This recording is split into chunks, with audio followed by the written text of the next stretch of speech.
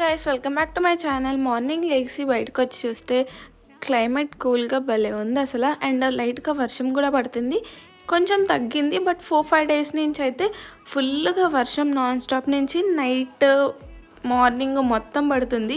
So ఇంకా లోపలికి వెళ్ళి చూస్తే మా మేడం గారు అయితే హోంవర్క్స్ రాసుకుంటున్నారు. హాలిడేస్కి హోంవర్క్స్ ఇచ్చారంట.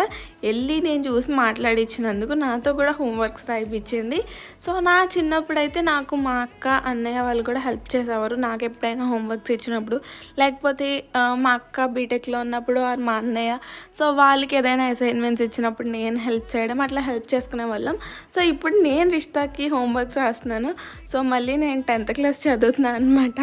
సో 10th క్లాస్ హోంవర్క్స్ రాస్తున్నాను. మీలో ఎవరైనా మీ సిస్టర్స్ ఆర్ మీ కజిన్స్కి ఎప్పుడైనా హోంవర్క్స్ రాసారా ఎలా నాలాగా? నేనైతే సో రాస్తున్నాను ఇప్పుడు. అండ్ నాకు కూడా వాళ్ళు హెల్ప్ చేస్తారు, నేను హెల్ప్ చేస్తాను. అంతే. Thanks for watching.